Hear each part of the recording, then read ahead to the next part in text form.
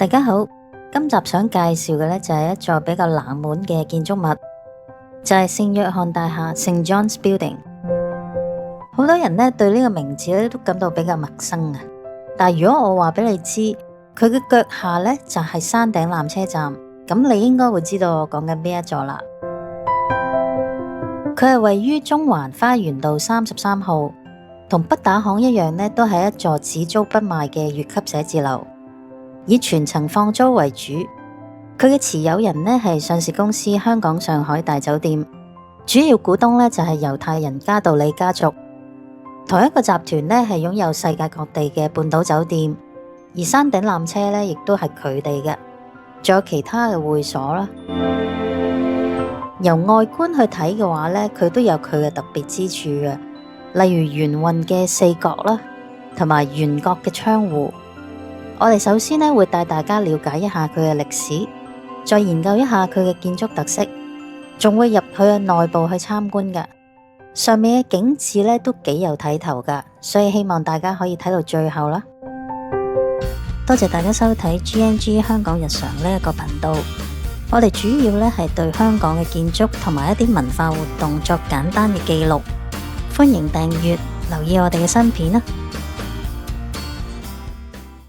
其實現時嘅聖約翰大廈呢已經係第3代啦。如果要講返佢嘅歷史嘅話呢，就必須要連同山頂纜車站一齊講。山頂纜車嘅誕生呢要追溯到去1881年，當時呢有位蘇格蘭商人 Alexander Smith。佢提出興建纜車系統，以取代人力抬轎，去接駁美利樓去到太平山山頂嘅物業，包括佢所營運嘅山頂酒店，從而呢去加快山頂地區嘅開發。最後山頂纜車呢就喺1888年嘅5月底開始投入服務。第一代嘅山頂纜車呢係以燃煤蒸汽去推動嘅，木製嘅車廂呢每一程只能夠坐30人。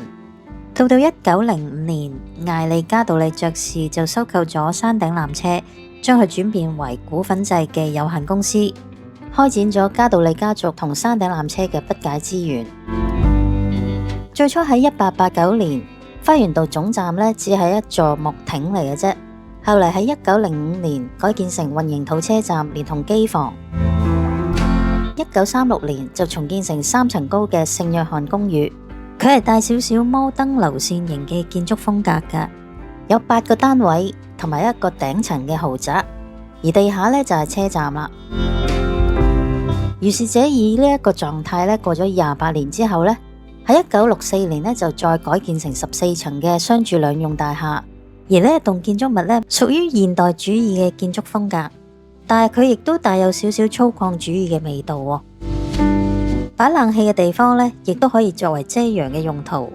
而面向花園道嘅一邊呢，如果我哋放大嚟睇呢，就會見到一啲通風嘅設計。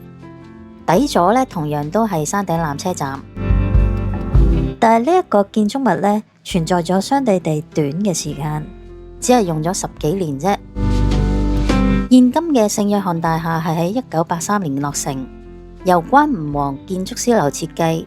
並且喺同年呢獲得香港建築師學會嘅銀獎。佢高22層，曾經設有嗰個年代好興嘅噴水池，但係後嚟喺翻新工程之中呢拆除，改為雕塑。由於嗰個大廈嘅位置呢係好接近回歸之前嘅政府總部噶，所以落成之後呢就即刻俾港英政府租咗8層作為辦公室。但係喺2011年呢曾經有法庭新聞透露，大業主呢入稟高等法院去控告政府，話佢哋呢97年遷出之後呢就冇將個單位還原。呢一棟大廈嘅對面呢就係美國領事館，所以呢美方呢亦都有租用嗰個棟大廈呢俾一啲商貿辦事處使用噶。另外呢仲有歐盟嘅駐港辦事處同埋比利時領事館呢都喺裏面。大廈呢係起喺一個頗為陡峭嘅斜坡上面噶，地盤呢係非常之窄長。所以咧，無可避免佢嘅機電設施咧都係集中喺一邊嘅。每一層嘅樓面咧大概有3400平方尺。大廈地面大堂嘅牆身咧係充滿咗好似一啲貝殼壓成嘅一啲凹陷裝飾。大家可能唔為意，其實成棟大廈嘅外牆咧都係呢一種質感嘅。今次呢係因為有一個叫 The Art of Movement 嘅展覽喺大廈嘅地下大堂同埋11樓舉行，所以呢有機會入去佢嘅內部去參觀。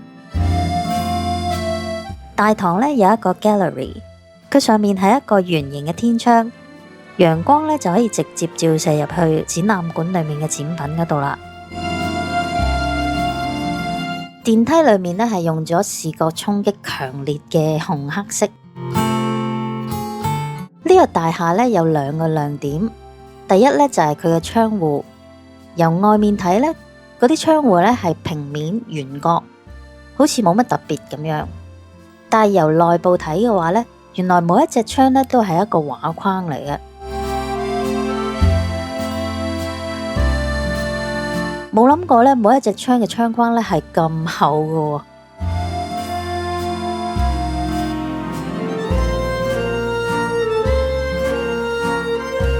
而窗嘅兩邊呢都係有柱嘅，係一種結構性遮陽嘅設計，有啲似置身於太空船或者係郵輪裏面嘅感覺。大部分嘅窗呢都係唔可以打開嘅，但係如果能夠打開嘅窗呢，都係呈呢一個好似 D 字形咁嘅狀態。大廈嘅四角呢都係一個圓角窗嚟嘅，形狀都幾特別。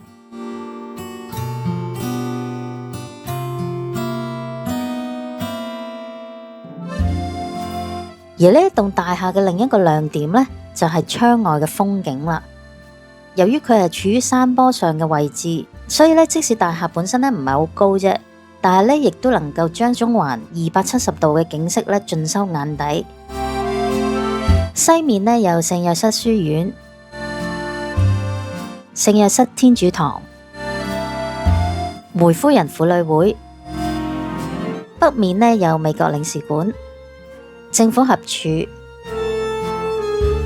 匯豐總行、長江中心。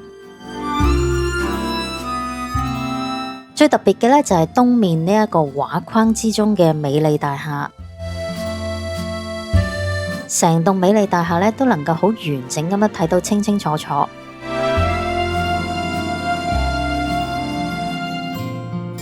仲有呢個紅棉路同埋花園道圍出嚟嘅三角帶。有人呢可能會問，大家都係叫聖約翰，咁佢同冇幾遠嘅聖約翰座堂有冇關係嘅呢？答案係冇嘅。關於聖約翰大廈嘅介紹呢，就到呢一度啦。如果大家有啲咩建築物想我介紹嘅話，歡迎留言話我聽啊。中意呢條片嘅話，歡迎讚好、訂閱、留言。